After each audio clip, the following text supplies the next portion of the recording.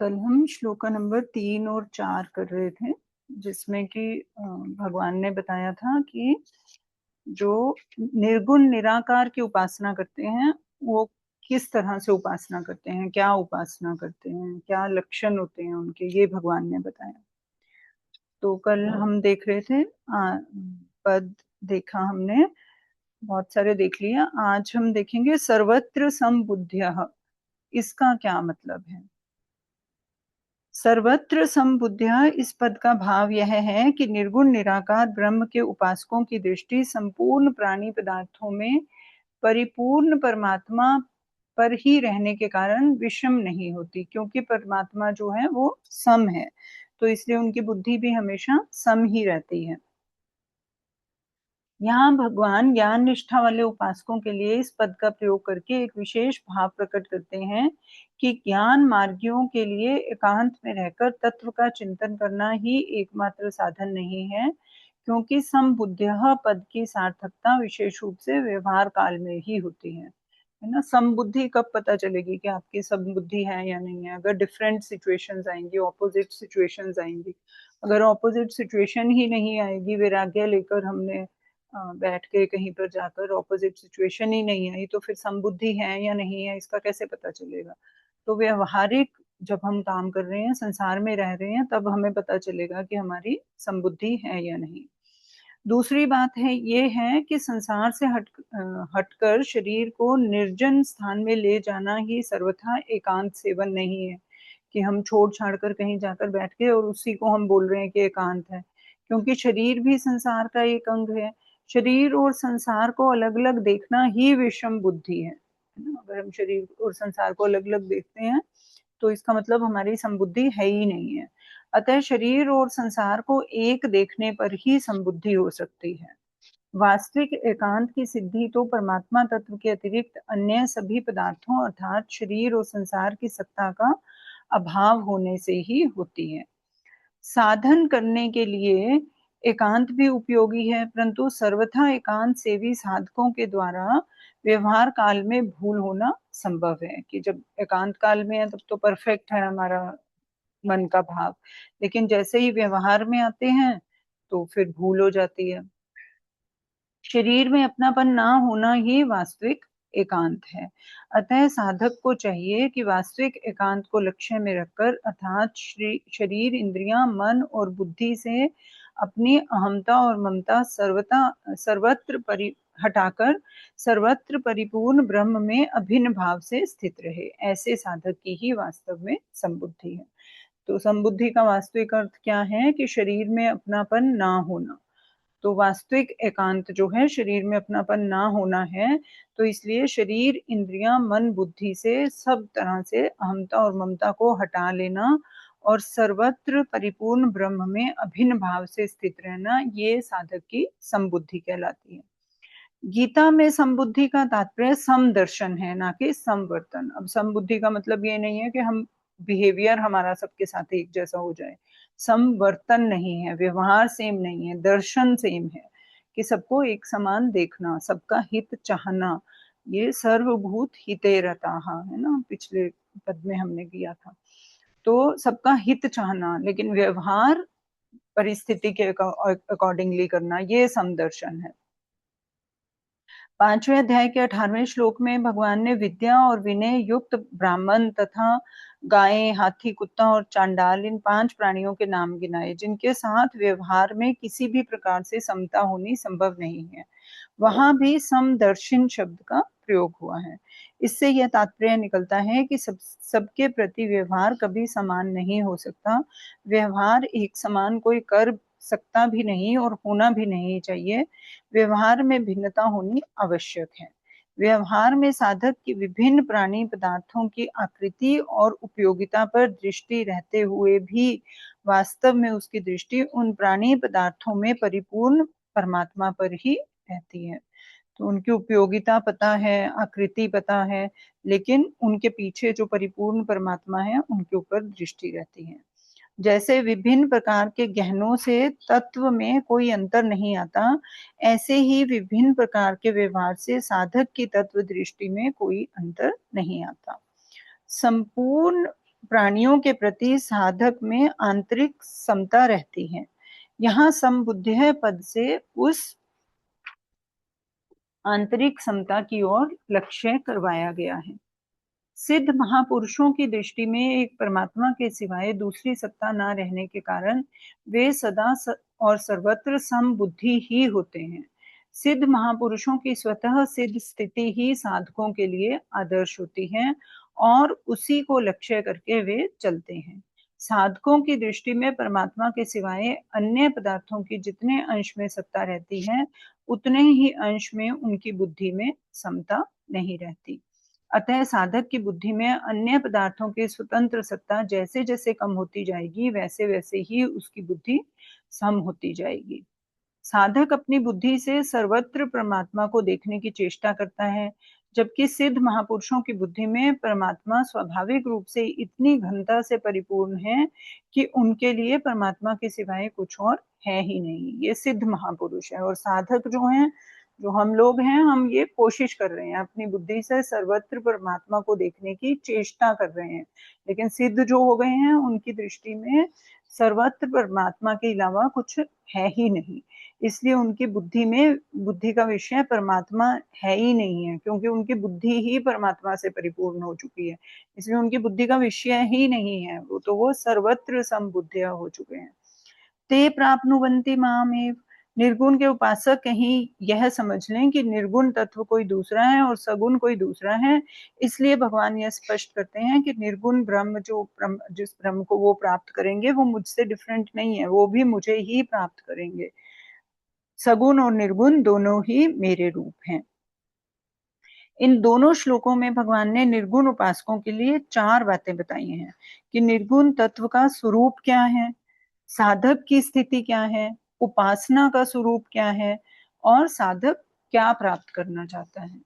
अर्जुन के इसी अध्याय के पहले श्लोक के उत्तरार्ध में जिस निर्गुण तत्व के लिए क्या बोला था उसने, अक्षरम और अव्यक्तम, उसी तत्व का विस्तार से वर्णन करने के लिए भगवान ने क्या किया, 6 विशेषण और दे दिए। तो कुल 8 विशेषण दे दिए। क्या क्या बोल दिया भगवान ने? 5 तो निषेधात्मक दे दिए, अक्षरम, अनिर्देश्यम, अव्यक्तम, अचिंत्यम, अचलम।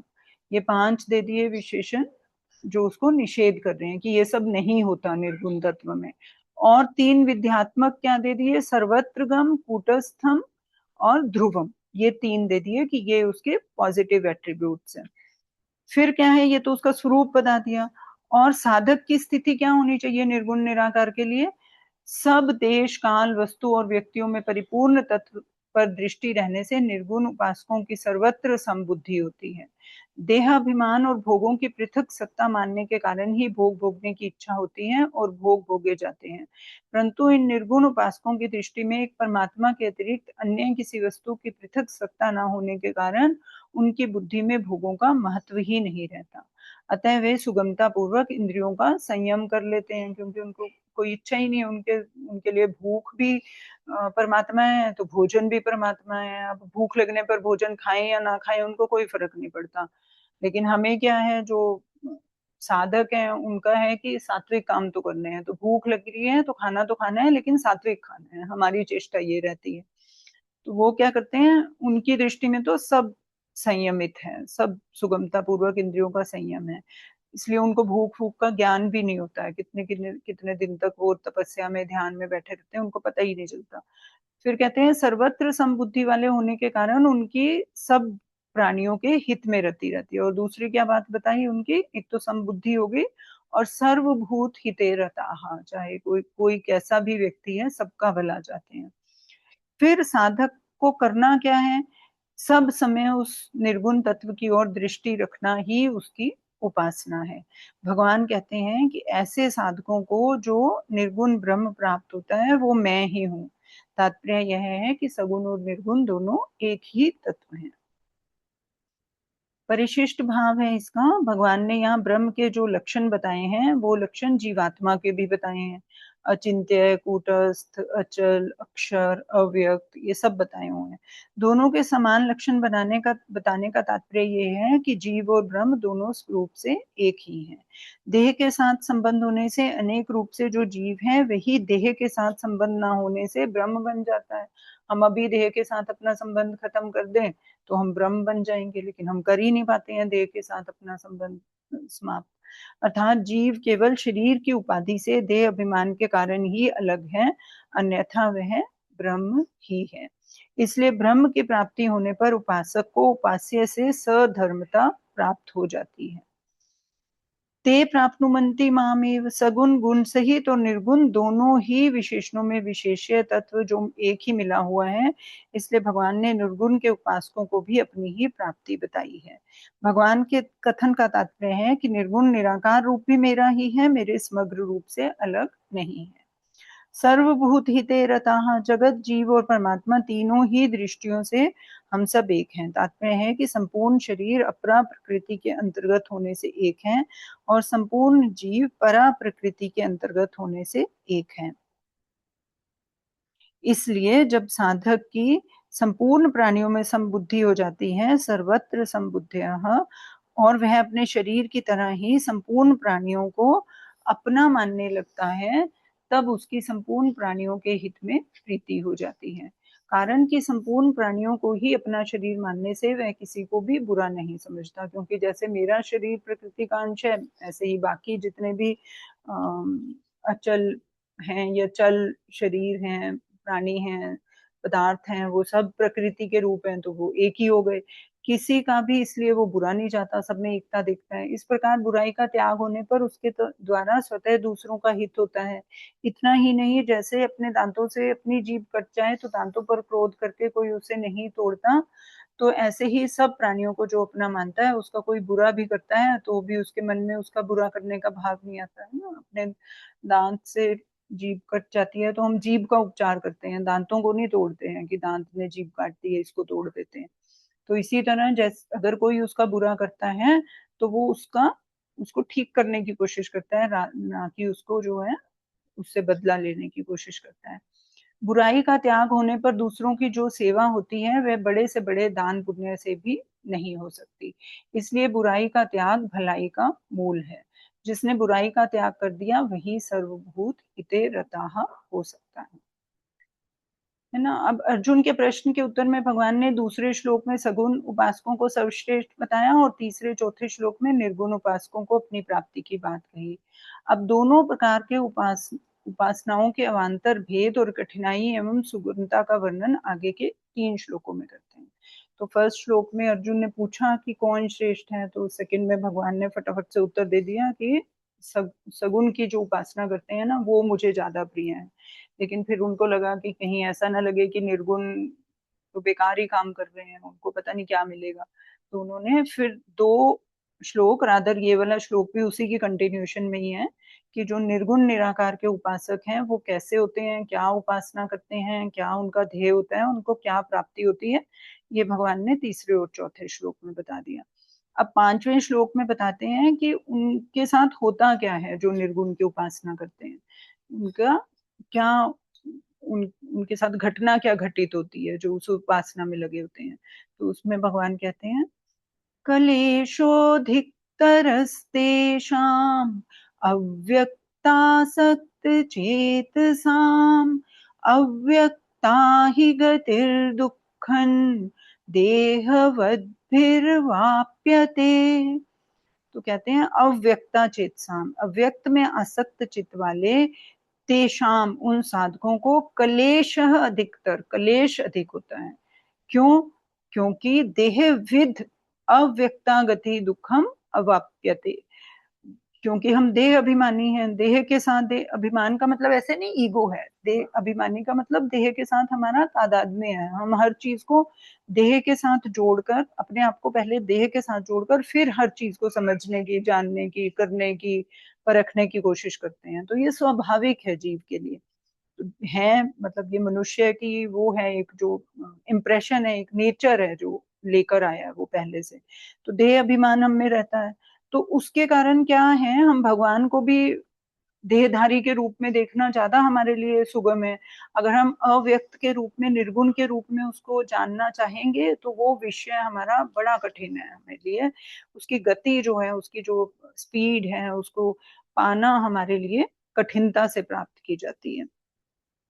तो इसमें कह रहे हैं भगवान कि अव्यक्त में आसक्त चित्त वाले, इस विशेषण से यहाँ उन साधकों की बात कही गई है जो निर्गुण उपासना को श्रेष्ठ तो मानते हैं, पर जिनका चित्त निर्गुण तत्व में आविष्ट नहीं हुआ है। तत्व में आविष्ट होने के लिए साधक में 3 बातों की आवश्यकता होती है, कि जिनको समझ तो आ गई है वो बात कि निर्गुण जो है वो निर्गुण निराकार ही सत्य है ना, ये संसार की सत्ता नहीं है। तो अगर सगुण हमारी सत्ता नहीं है तो फिर भगवान की भी सत्ता नहीं है, ऑब्वियस सी बात है। भगवान की सत्ता तो तभी है ना जब इस देह की सत्ता है।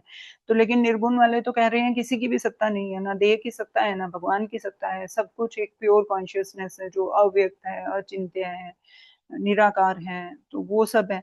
तो उनको बात तो ये समझ में आ गई है, लेकिन उनका चित्त जो है उस तत्व को जानने के लिए आविष्ट नहीं हुआ। वो आविष्ट होने के लिए क्या जरूरी है? एक तो रुचि चाहिए, पहले तो हमारा वो है ना, उसमें हमारे को रुचि होनी चाहिए, हमारा इंटरेस्ट होना चाहिए उधर की तरफ, विश्वास होना चाहिए कि ये बात जो कही गई है ये ठीक बात है, चाहे हम मनन से समझें, श्रवण से समझें, निधि ध्यासन से समझें, कैसे भी समझें, लेकिन हमें विश्वास होना चाहिए। फिर एक योग्यता भी होनी चाहिए हमारी उसको पाने के लिए। तीनों चीजें जब तक नहीं होंगी तब तक निर्गुण निराकार की जो उपासना है बहुत ज्यादा कठिन होती है।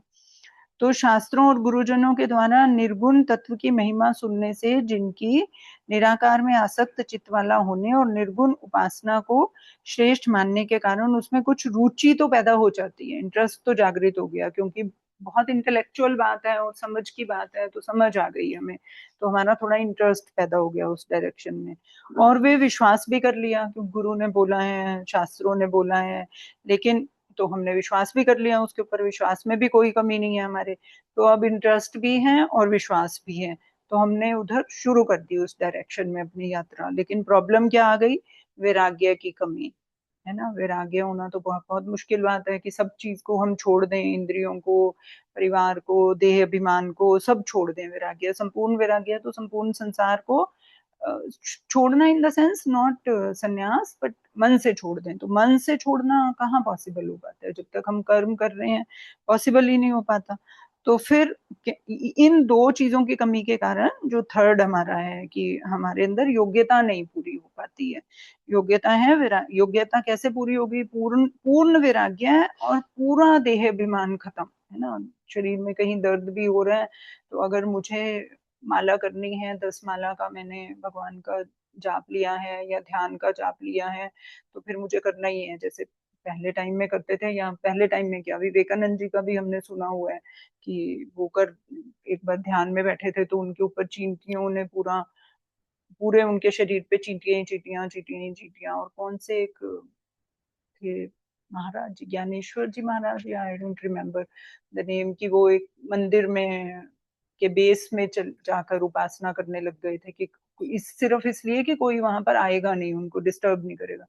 तो चूहों ने उनका खा ही लिया पैर, ही वॉज लाइक पूरा का पूरा पैर खा गए चूहे उनका, इट वॉज नो मोर।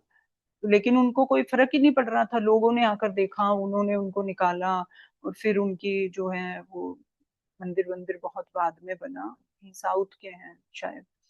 तो इस तरह से ऐसे देह अभिमान बिल्कुल ही खत्म हो गया उनका, बिल्कुल शरीर से भी वैराग्य हो गया, संसार से भी वैराग्य हो गया और देह अभिमान हुआ। ऐसा नॉर्मल लोगों के लिए कहाँ हो पाता है? चाहे समझ में भी आ जाए निर्गुण निराकार, ये तो पॉसिबल ही नहीं है। तो ऐसे साधक जो होते हैं वो, उनके लिए बोला गया है कि अव्यक्ता अव्यक्ता सक्त चेत साम, कि अव्यक्त में आसक्त चित्त वाले हैं, लेकिन ऐसे वाले साधक हैं वो। फिर भगवान ने छठे अध्याय के 27वें 28वें श्लोकों में बताया कि ब्रह्म भूत अर्थात ब्रह्म में अभिन्न भाव से स्थित साधक को सुख पूर्वक ब्रह्म की प्राप्ति होती है। परंतु यहाँ कह रहे हैं कि कलेश होता है, कलेशो अधिकतर।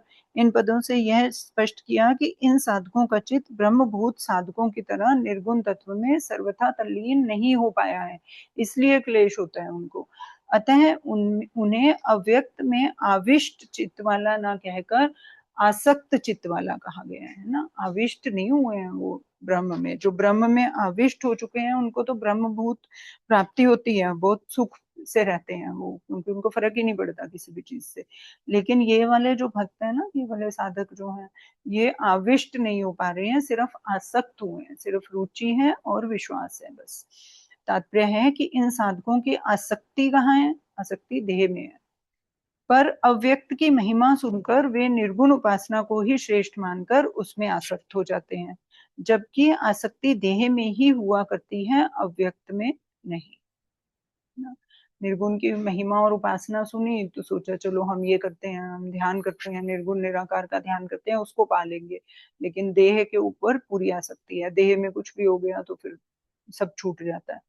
फिर 13वें अध्याय के 5वें श्लोक में अव्यक्तम पद प्रकृति के अर्थ में आया है तथा और भी कई जगह वह प्रकृति के लिए ही प्रयुक्त हुआ है, परंतु यहाँ अव्यक्ता सक्त चेतसाम पद में अव्यक्त का अर्थ प्रकृति नहीं प्रत्युत निर्गुण निराकार ब्रह्म है। कारण यह है कि इसी अध्याय के पहले श्लोक में अर्जुन ने त्वाम पद से सगुण साकार रूप की और अव्यक्तम पद से निर्गुण निराकार स्वरूप के विषय में ही प्रश्न किया था। तो जैसा कंटिन्यूएशन चल रही है वर्ड्स की, वैसी ही चलेगी।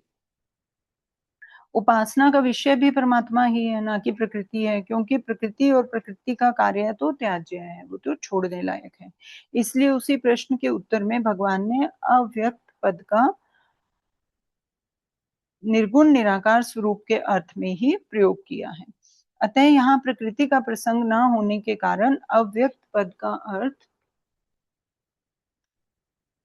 प्रकृति से नहीं लिया जा सकता। 9वें अध्याय के 4थे श्लोक में अव्यक्त मूर्तिना पद सगुण निराकार स्वरूप के लिए आया है। ऐसी दशा में यह प्रश्न हो सकता है कि क्या यहाँ भी अव्यक्त सत्य चेतसाम का अर्थ जो है सगुण निराकार में आसक्त चित्त वाले पुरुष के लिए क्यों ना लिया जाए, परंतु ऐसा अर्थ भी नहीं लिया जा सकता, क्योंकि इसी अध्याय के पहले श्लोक में अर्जुन के प्रश्न में त्वाम पद सगुण साकार के लिए आया था और अव्यक्त पद के साथ अक्षरम पद निर्गुण निराकार के लिए भी आया है। ब्रह्म क्या है, अर्जुन के इस प्रश्न के उत्तर में 8वें अध्याय के 3रे श्लोक में भगवान बता चुके हैं कि परम अक्षर ब्रह्म है। तो वहां भी अक्षर पद निर्गुण निराकार के लिए आया है। तो यहाँ पर अर्जुन ने अव्यक्तम अक्षरम पदों से निर्गुण ब्रह्म के विषय में ही प्रश्न किया था। उसी के उत्तर में यहाँ अक्षर विशेषण प्रयोग होने से अव्यक्त पद से निर्गुण निराकार ब्रह्म ही लेना चाहिए, सगुण साकार नहीं। फिर कहते हैं क्लेशोधिक पद का भाव यह है कि जिन साधकों का चित्त निर्गुण तत्व में तल्लीन नहीं होता, ऐसे निर्गुण उपासकों को देह अभिमान के कारण अपनी साधना में विशेष कठिनाई होती है। गौण रूप से इस पद का भाव यह है कि साधना की प्रारंभिक अवस्था से लेकर अंतिम अवस्था तक के सभी निर्गुण उपासकों को सगुण उपासकों से ज्यादा कठिनाई होती है। अब साधक 2 प्रकार के बताए गए हैं। एक साधक तो वो हैं जो सत्संग श्रवण और शास्त्र अध्ययन के फलस्वरूप साधन में प्रवृत्त होते हैं, इनको अपने साधन में अधिक क्लेश होता है। दूसरे वे साधक हैं जिनके साधन में स्वाभाविक रुचि तथा संसार से स्वाभाविक वैराग्य होता है, इनको अपने साधन में कम क्लेश होता है। हमने देखा ना, कुछ तो ऐसे लोग होते हैं जिनकी टेंडेंसी होती है, स्वाभाविक रुचि होती है स्पिरिचुअलिटी में, और संसार से भी स्वाभाविक ही वैराग्य होता है, पहले से ही होता है, उनको संसार समझ में ज्यादा आता नहीं है, तो उनको ना अपनी साधना में ज्यादा कष्ट नहीं होता, उनके लिए इजी पाथ होता है, उनको नहीं फर्क पड़ता साधना में। लेकिन बाकी साधकों को देखो जिन्होंने कहीं से सत्संग से सुन लिया, कहीं से है ना श्रवण कर लिया, किसी शास्त्र में पढ़ लिया कि ये साधना जो है ये बढ़िया चीज है, तो वो कोशिश करते हैं। अब कोशिश करते हैं तो उनको बहुत ट्रबल होती है, क्योंकि उनकी जो वैसे रुचि तो संसार में है ना, संसार से स्वाभाविक वैराग्य है ही नहीं है, तो उस वैराग्य को भी उन्हें डेवलप करना पड़ता है, उस रुचि को भी खत्म करना पड़ता है, क्योंकि ऐसा शास्त्र में कहा गया है कि ये नहीं करोगे तो वो मिलेगा नहीं, तो उनको बहुत ज्यादा प्रॉब्लम होती है। यहाँ है यह शंका हो सकती है कि साधक 2 ही प्रकार के क्यों होते हैं। इसका समाधान यह है कि गीता में योग भ्रष्ट पुरुष की गति के वर्णन में भगवान ने 2 ही गतियों का वर्णन किया है, कि कुछ योग भ्रष्ट पुरुष पुण्य लोकों में जाते हैं और वहां भोग कर लौटने पर शुद्ध आचरण वाले श्रीमानों के घर में जन्म लेते हैं और पुनः साधनरत होकर परमात्मा को प्राप्त होते हैं। और कुछ योग भ्रष्ट जो हैं पुरुष सीधे ज्ञानवान योनियों के योगियों के कुल में ही जन्म लेते हैं और फिर साधन करके परमात्मा को प्राप्त होते हैं। ऐसे कुल में जन्म होना दुर्लभतर है ना। अब ये दो ही क्यों कहे गए, क्योंकि जो भी साधना कर रहा है, जो भी साधक है आज के दिन में साधना के पाथ पर है, इसका मतलब कि उसने पहले कुछ तो किया हुआ है ना, लेकिन लास्ट में योग भ्रष्ट हो गया था, ऐसा भगवान ने पहले बताया है। और उन योग भ्रष्ट जो हो गए थे, तो वो दो तरीके से वापस आ सकते हैं ना। एक तो ऐसे आ जाए कि स्वतः ही उनकी, अगर उनका साधना जो है ज्यादा दृढ़ होगी, ज्यादा पक्की होगी, तो पैदा होने के बाद उनका जो जन्म होगा ज्ञानवान योनियों के योगियों के कुल में ही होगा, जहाँ ऑलरेडी स्पिरिचुअल एटमॉस्फेयर है, ऑलरेडी सब कुछ है ना। हमने देखा कितने सारे लोग होते हैं जो एक किसी परंपरा के साथ चल रहा होता है, जैसे इस्कॉन में बहुत सारा ऐसा देखा गया है ना। बाकी भी और भी बहुत स्वामीज के साथ जैसे पीढ़ियों से लोग लगे हुए हैं कि पहले एक पीढ़ी थी उनके साथ लगी हुई थी, फिर जो बेटा हुआ वो भी उसके साथ, उन्हीं स्वामी जी के साथ उसी परंपरा में लगा है, और फिर वो आगे बहुत आगे निकल गया है ना। ऐसे हम अपना ये ब्रह्म कुमारी की जो शिवानी सिस्टर हैं उनका भी ऐसे ही सुनते हैं कि उनकी मदर बहुत जाया करती थी ब्रह्म कुमारी के यहाँ पे, तो उनको भी रुचि हो गई बहुत छोटी एज में ही। तो इस तरह से होता है कि वो वैसे ही कुल में जन्म लेते हैं कि जहाँ पे उनको ऐसा एटमॉस्फेयर मिल जाएगा कि उनकी बहुत जल्दी से प्रोग्रेस हो जाएगी। लेकिन बाकियों का क्या होगा, बाकी जो हैं ऐसी जगह पर जाते हैं जहाँ पर कंड्यूसिव एनवायरनमेंट मिलता है, एनवायरनमेंट कंड्यूसिव मिल जाता है। जैसे पहले टाइम में तो ये होता था कि शुद्ध आचरण वाले श्रीमानों के घर में जन्म लेते हैं, है ना, कि आचरण उनका अच्छा है और ऐसे वाले हो जाते हैं। आज के टाइम में तो ये है कि अगर आपको मेरे हिसाब से अगर आपको फाइनेंसिस की सर्वाइवल की चिंता ना हो, तो इसका मतलब आपके बहुत पुण्य कर्म है पहले के, बस वही बहुत है। तो आपको साधना के पथ पर लग जाना चाहिए, क्योंकि कंड्यूसिव एनवायरनमेंट मिल पाना तो बहुत ही अब दुर्लभ हो गया है घरों में, या ना बहुत ही मुश्किल है कि आपको ऐसा मिलेगा कि आसपास वाले घर वाले या जो भी है साथ देंगे, या है ना। तो अगर आपके पास ऐसा है कि आपको रोटी कपड़ा मकान की चिंता नहीं करनी पड़ रही है आज के दिन में, तो फिर या उतनी ही कर पाए कि जितना जरूरी है, तो उसके बाद की बची हुई जो अपनी एनर्जी है उसको साधना के पथ पर लगाएं, तो हमारा जो है प्रोग्रेस हो सकता है। अब इसकी विशेष बात हम कल करेंगे। बहुत अच्छे से इन सब श्लोकों की काफी लंबी लंबी व्याख्या करी हुई है, क्योंकि भक्ति योग है ये, क्योंकि सबसे सुगम है और नॉर्मल हमारे जैसे लोगों के लिए करने योग्य चीज है ये, इसलिए इसको डिटेल में एक्सप्लेन किया गया है। बाकी चीजें तो समझने के लिए थी कि क्या होते हैं भगवान, निर्गुण निराकार क्या है, संसार कैसे बना, प्रकृति क्या है, पुरुष क्या है, लेकिन ये अब प्रैक्टिकली रोजमर्रा की जिंदगी में करने वाली चीज है। तो अब देखेंगे कल, देखेंगे हम इसमें सगुण की क्या सुगमता है, निर्गुण में क्या कठिनाइयां हैं, और फिर हमें करना क्या है आगे। सगुण को क्या आगे वाले श्लोकास में भगवान बताएंगे कि सगुण को जो है वो क्या करते क्या हैं, और फिर उनको कैसे मेरी प्राप्ति होती है। अभी तक किसी को कुछ ऐड करना है?